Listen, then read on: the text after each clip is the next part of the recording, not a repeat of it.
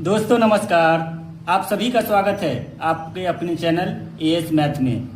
तो आज करने जा रहे हैं प्रश्नावली 1.1। तो आइए दोस्तों करते हैं इसे। क्या शून्य एक परिमेय संख्या है?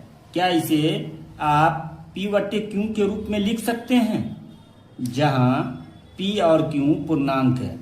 ठीक है, तो सबसे पहले हम ये समझ लेते हैं कि ये जो वास्तविक संख्या होती है ना, वो दो प्रकार की होती है। एक होती है परिमेय और दूसरा अपरिमेय। तो परिमेय ऐसी सभी संख्याएं जिसे p/q के रूप में लिख सकते हैं, उन सभी को परिमेय संख्या कहते हैं। और ऐसी सभी संख्याएं जिसे p/q के रूप में नहीं लिख सकते, उसे अपरिमेय संख्या कहते हैं। अब जो ये हमसे पूछा गया है कि शून्य क्या एक परिमेय संख्या है, तो जी बिल्कुल, शून्य जो है वो परिमेय संख्या है। अब इसका हम उत्तर देते हैं। ठीक है, हाँ, शून्य एक परिमेय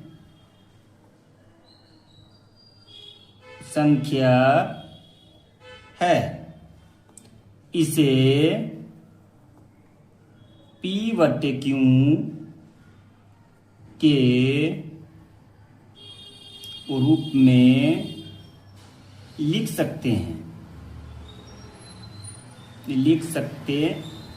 हैं।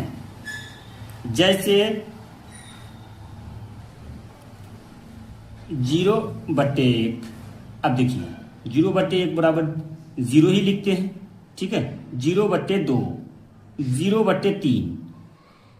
देखिए ये p/q के रूप में लिख रहे हैं ना। तो यही हमसे पूछा गया था कि क्या शून्य परिमेय संख्या है और क्या इसे p/q के रूप में लिख सकते हैं। तो जी बिल्कुल लिख सकते हैं। तो ये हो गया इसका आंसर। अब आगे बढ़ते हैं और यहाँ दिया हुआ है 3 और 4 के बीच 6 परिमेय संख्या ज्ञात कीजिए। कहना यह है कि हमें परिमेय संख्या ज्ञात करना है, और वो भी 3 और 4 के बीच में जो है 6 परिमेय संख्या ज्ञात करना है। तो चलिए शुरू करते हैं। हल 6 परिमेय संख्या ज्ञात करनी है। तो 6 + 1 = 7।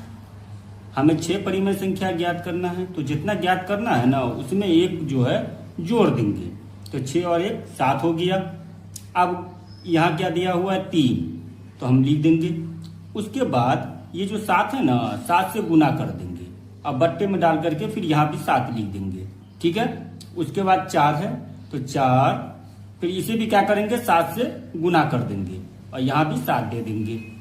तो 3 × 7 = 21 और यहाँ 7, फिर 4 × 7 = 28/7। ये सबसे आसान तरीका है। ठीक है, और भी तरीका है लेकिन ये आसान है। अब 21/7 है, तो उसके बाद हमें कितना निकालना है, 6 परिमेय संख्या निकालना है ना। तो हम लिखेंगे अतः 6 परिमेय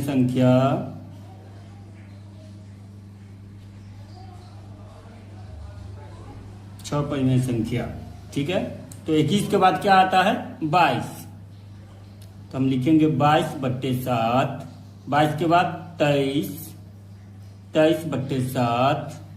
उसके बाद 24/7, फिर 25/7, फिर 26/7 और फिर 27/7। 1 2 3 4 5 6। हमें 6 परिमेय संख्या ज्ञात करना था ना, 3 और 4 के बीच। तो ये हो गया इसका आंसर। दोस्तों अब आगे बढ़ते हैं और क्वेश्चन नंबर 3 करते हैं। यहाँ दिया हुआ 3/5 और 4/5 के बीच 5 परिमेय संख्या ज्ञात कीजिए। तो इसमें भी परिमेय संख्या ही ज्ञात करना है। तो चलिए शुरू करते हैं। ज्ञात करना है 5 परिमेय संख्या। किसके बीच में ज्ञात करना है? 3/5 और 4/5। और हमें कितना ज्ञात करना है? 5। जैसा कि अभी दूसरा नंबर वाले में बनाए थे ना, तो जितना हमें ज्ञात करना होता है ना परिमेय संख्या, उसमें 1 को जोड़ देंगे। तो यहाँ 5 ज्ञात करना है, तो 5 + 1, तो 5 × 1 = 6। अब 3/5 है, तो चलिए 3/5 लिख देते हैं। उसके बाद क्या करेंगे? 6 ऊपर भी लिखेंगे और नीचे भी लिखेंगे, ठीक है। तो 3 छक्के 18 और 5 छक्के 30। उसके बाद क्या है? 4/5। तो चलिए 4/5 लिख देते हैं। उसके बाद यहाँ 6 है ना, तो ऊपर भी 6 और नीचे भी 6, मतलब बट्टे में भी लिखना है 6। ये दोनों को फिर आप 4 का पहाड़ा जब 6 दफा पढ़ेंगे तो 4 छक्के 24 और 5 छक्के 30। अब हमें 5 परिमेय संख्या ज्ञात करना है, तो चलिए लिख देते हैं 5 परिमेय संख्या। 18 के बाद क्या आता है? 19, तो हम लिख दिए 19/30, ठीक है। 19 के बाद 20 हो गया, तो 20/30। ऐसे ही आगे बढ़ते रहेंगे, 21/30, फिर उसके बाद 22/30, फिर उसके बाद 23/30। तो 1 2 3 4 5 ये हो गया तीसरा नंबर क्वेश्चन का आंसर। अब आगे बढ़ते हैं और क्वेश्चन नंबर 4 करते हैं। नीचे दिए गए कथन सत्य है या असत्य, कारण के साथ अपने उत्तर दीजिए। पहला दिया हुआ है, प्रत्येक प्राकृत संख्या एक पूर्ण संख्या होती है। तो हम पहले लिख लेते हैं कि प्राकृत संख्या कौन कौन सी होती है, अपूर्ण संख्या भी लिख लेते हैं, ठीक है। तो चलिए शुरू करते हैं। प्राकृत संख्या जो है, ठीक है, प्राकृत संख्या 1 2 3 4 5, ठीक है, ... उसके बाद क्या है? ये पूर्ण संख्या। पूर्ण संख्या क्या होती है? जितनी भी प्राकृत संख्या होती है ना, उसमें 0 को शामिल कर दीजिए, तो जो प्राप्त संख्या होगा वो पूर्ण संख्या कहलाती है। तो इसमें क्या करना है कि सिर्फ 0 को शामिल करना है। 0 1 2 3 4 5। अब यहां दिया हुआ है कि कारण के साथ अपने उत्तर दीजिए। ये सत्य है या असत्य है? देखिए, जो ऊपर है वो नीचे है, दोनों मिल गया है, तो ये सत्य है, ठीक है। तो चलिए अब इसका कारण भी दे देते हैं, सत्य। क्योंकि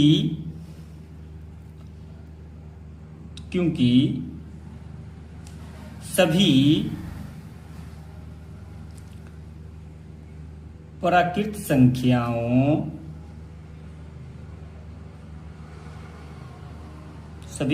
संख्याओं को 0 के समग्र से पूर्ण संख्या बनती है। पूर्ण संख्या बनती है।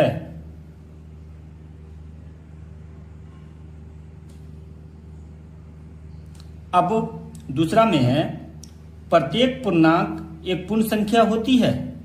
जैसा कि आप समझ ही गए हैं कि पूर्ण संख्या क्या क्या होती है, तो क्या पूर्णांक जो है वो पूर्ण संख्या होती है? तो चलिए पहले पूर्णांक का लिख लेते हैं। पूर्णांक, ठीक है, पूर्णांक संख्या कौन कौन सी होती है वो लिख लेते हैं। -3, -2, -1, ठीक है, और इसमें 0 भी आती है, ठीक है। 1 2 3 4 ये पूर्णांक संख्या हो गया।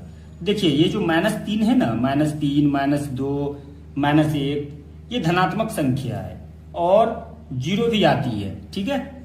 और ये 1, 2, 3, 4 जो लिखा हुआ है ये ऋणात्मक संख्या है। अब हम पूर्ण संख्या की बात करेंगे तो पूर्ण संख्या की जैसे कि ऊपर लिखा भी है, पूर्ण संख्या क्या होती है, जो 0 से शुरू होती है। तो 0, 1, 2, 3, 4, 5। अब देखिए ऊपर जो संख्या है पूर्णांक, वो इससे मिल रहा है क्या, नहीं मिल रहा है ना, तो ये क्या हुआ, असत्य है, ठीक है। तो असत्य, ठीक है। अब इसका हमें कारण देना है, तो चलिए कारण लिख लेते हैं। क्योंकि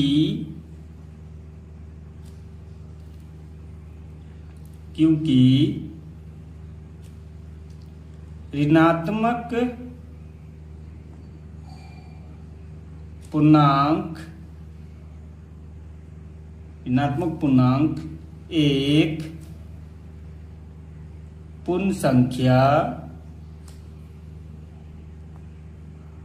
नहीं होती है। अब ये तीसरा में दिया हुआ है, प्रत्येक परिमेय संख्या एक पूर्ण संख्या होती है। तो परिमेय संख्या क्या होती है, जो P/Q के रूप में लिखा जाता है वो होता है परिमेय संख्या। अब पूर्ण संख्या क्या है, जो 0, 1, 2, 3, 4, 5 है। तो देखिए आपको ऐसे ही समझ में आ रहा है कि यह असत्य है, ठीक है। तो जो P/Q के रूप में लिखा जा रहा है और ये पूर्ण संख्या 0, 1, 2, 3, 4, 5 है, ठीक है। तो चलिए पहले इसको लिख लेते हैं। परिमेय संख्या,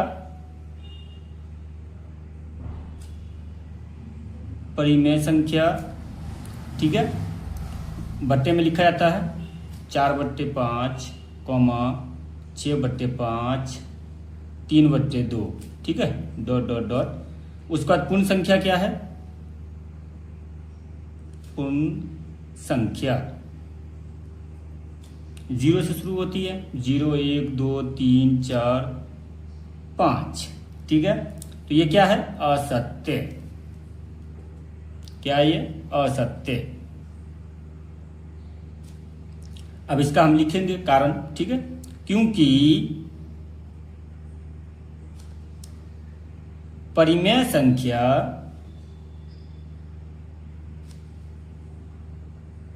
क्योंकि परिमेय संख्या 4/5, 6/5, 3/2 इत्यादि, ठीक है, जो पूर्ण संख्या नहीं होती है। परिमेय संख्या जो है वो पूर्ण संख्या यहाँ लिखा हुआ है, दोनों आपस में मिल रहा है क्या, नहीं मिल रहा है। तो अगर दोनों आपस में मिलता ना, तब ये जो है सत्य हो जाता, लेकिन ये असत्य है क्योंकि दोनों आपस में नहीं मिल रहा है, ठीक है। जो यहाँ है वो यहाँ नहीं है। उम्मीद करता हूँ दोस्तों कि आपको समझ में आ गया होगा। आप मेरे चैनल पे नए हैं तो लाइक कीजिए, सब्सक्राइब कीजिए और अपने दोस्तों को भी शेयर कीजिएगा। मिलते हैं आपसे अगली वीडियो में, आप अपना ख्याल रखिएगा।